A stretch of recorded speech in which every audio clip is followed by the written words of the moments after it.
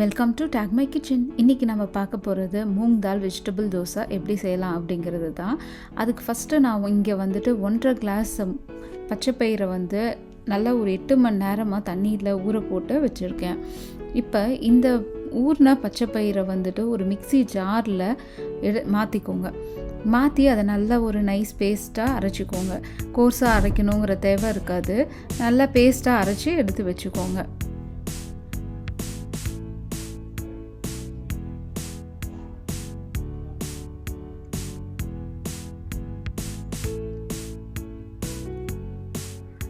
இப்போ நான் இதை அரைச்சி இந்த பேட்டர் வந்து ரெடி பண்ணி வச்சுருக்கேன்.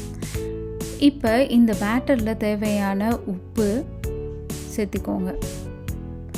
இது கூடவே 1/2 டேபிள் ஸ்பூன் ஜீரா பவுடரையும் சேர்த்திக்கோங்க.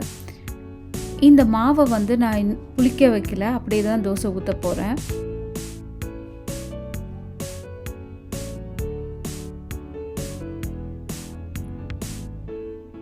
இப்போ இந்த பேட்டர் நல்லா மிக்ஸ் பண்ணிவிட்டு தோசைக்கல்லில் போட்டு நல்லா சூடு பண்ணிக்கோங்க. நல்லா தோசைக்கல் சூடு ஆனதும் அதில் வந்துட்டு இந்த மாவை ஊற்றி தோசை ரெடி பண்ணி எடுத்துக்கலாம்.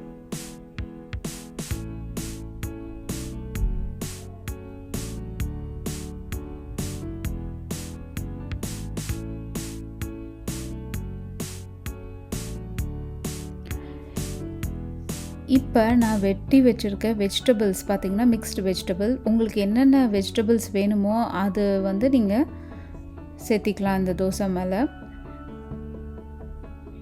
நான் இந்த தோசையில் பார்த்திங்கன்னா கேரட், கோஸ், வெங்காயம், பச்சை மிளகாய், இஞ்சி, கொத்தமல்லி இது எல்லாமே சேர்த்திருக்கேன். அது மேலே கொஞ்சமாக நீங்கள் எண்ணெய் போட்டு நல்லா அதை வேக விடுங்க தோசையை.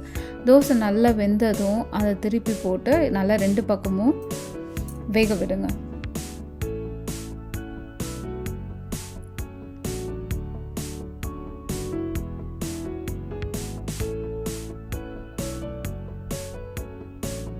இப்போ பார்த்திங்கன்னா தோசை வந்துட்டு 2 பக்கமும் வெந்து நல்லாவே ரெடியாக இருக்குது.